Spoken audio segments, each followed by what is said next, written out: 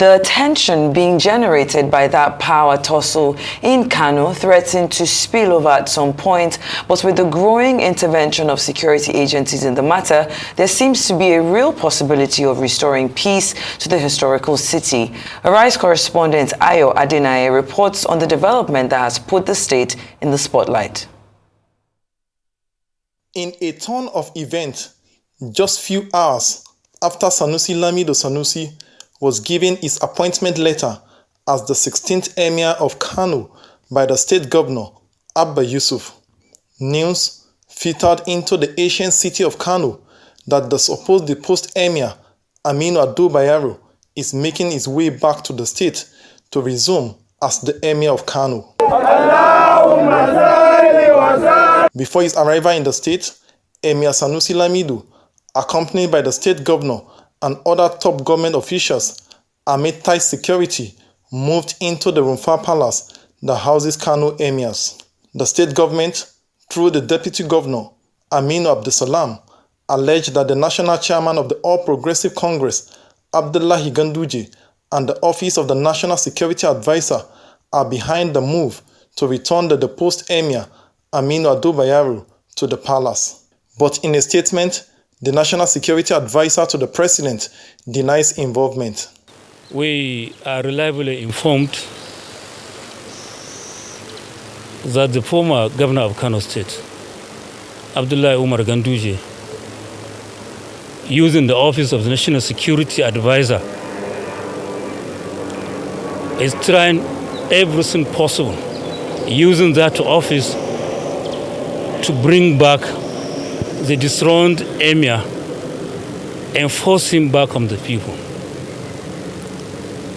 The issue of appointment and dethronement of emirs and chiefs is squarely the responsibility of the State House of Assembly, the state government, and the local governments. The Constitution is very, very clear about that. Nobody has any jurisdiction on this apart from these two tiers of government and these three areas, the State Assembly, the governor, and the local governments. So nobody has any right to interfere or enforce or force anybody on Kano people. Moments later, the deposed emir, Aminu Ado Bayero, arrived at the state and was moved to the Nasarawa Palace, a distance away from the Rumfa Palace amid heavy security. His arrival in the state further created tension with political watchers and residents wondering who is the legitimate emir of Kano. When the governor of the state received signal that the deposed emir is in the state, he ordered his arrest. But the police claim they did not receive any such order. I think as you read that order on social media, I also read it. But to the best of my knowledge, that order has never been transmitted in its official capacity to this command headquarters. The police boss said they will rather obey a court order restraining the state government from appointing Sanusi Lamido as the emir of Kano State.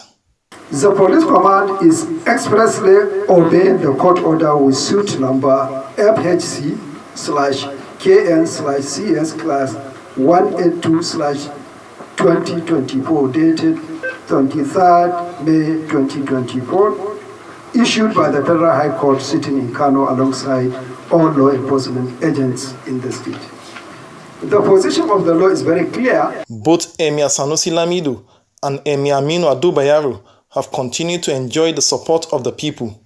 They both step out of their palaces to the cheer and admiration of their supporters. They both urge their supporters to be law-abiding. Kano elder statesman and a traditional holder under the Kano emirate, Aminu Babatan Agundi, who took the matter to court, said he did so because he felt the state government has trampled upon the people's rights. He denied the allegations that the return of Aminu Ado Bayero was sponsored by the Office of the National Security Advisor. I was not satisfied. I was definitely not satisfied with the decision of the House Assembly regarding that law. So I approached the Federal High Court asking the court to restrain the governor from sacking all the 5 emirs in Kano. I had the deputy governor accusing the National Security Advisor that he was the one who gave us the aircraft that brought us to Kano. This is very, very unfortunate. The state governor and members of his cabinet and top government officials have remained at the Rufai Palace in solidarity with Emir Sanusi Lamido.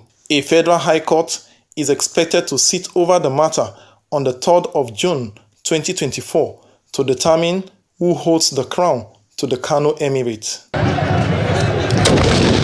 Ayo Adenaye, Arise News Kano. Meanwhile, public reaction to the reinstatement of Muhammadu Sanusi II as Emir of Kano continued to be mixed. While some Kano residents are in support of it, others say that it is politically motivated.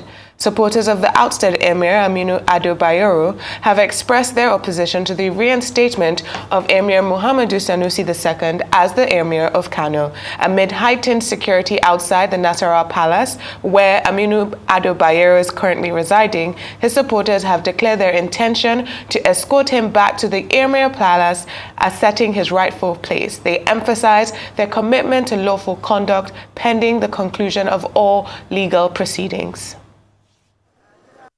We are feeling good, alhamdulillah, mashallah.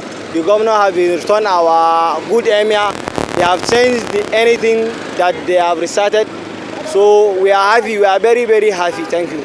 The people of Kano State, as you can see, they are very happy because they need their emir, who is Alhaji Aminu Ado Bayero. So if you can remember, when the Supreme Court announced or declared Engineer Abba Kabir Yusuf as the governor of Kano State, we all believe and agree because we always want peace in our state. Our state is a very peaceful state. So now the court give an order and say that there is no anything that is going to happen until 3rd June 2024. So now all we want everybody to sit in peace without any riot in our state. What Abba did now, or what state government did now, is what people of the Kano are required. Because we need this change that happened in Kano, we need this change, we support it, and we appreciate it. So, based on what you have seen here, you will see that a lot of people gathered here in order to express our happiness over what happened. Because majority of the people in Kano love and support Aminu Ado Bayero as a king. Therefore, we are here to show that he has been taken back and escorted to his royal palace. Inshallah, we are here. So possibly I spent at least 7 hours here without eating, without drinking. What I only did is I pray, and I also extended my prayer to Almighty Allah to show that justice is done, more especially to the majority of people of Kano State. All right, mixed reactions trail this whole saga. I mean, his reinstatement, that's the Sanusi Lamido Sanusi, has, sort of ignited the part of Kano's history that played out, I believe that was in the 1970s and the 1980s, when the then governor, Abubakar Rimi, had, actually, at the time, the emir was not deposed. He was actually suspended in 1981. And at that time, there were riots. Abubakar Rimi had also, created 5 emirates. But they say he never recovered politically from this whole situation. And we're seeing this thing play out again.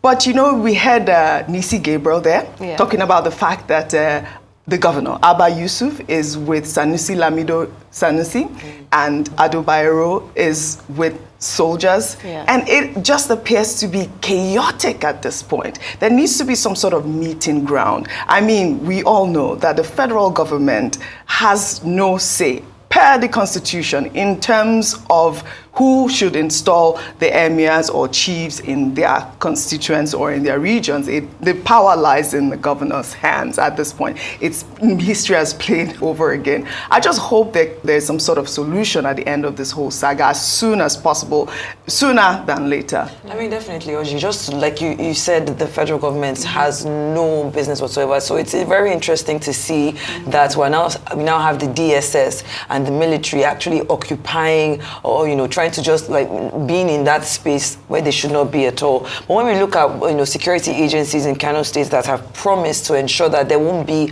any breakdown of law and order, as it is the safety and the security of the people of Kano State that is their priority, and it's their duty to make sure that it remains sacrosanct. Yes. The State Commissioner of Police, Usani Gumel, made this known, of course.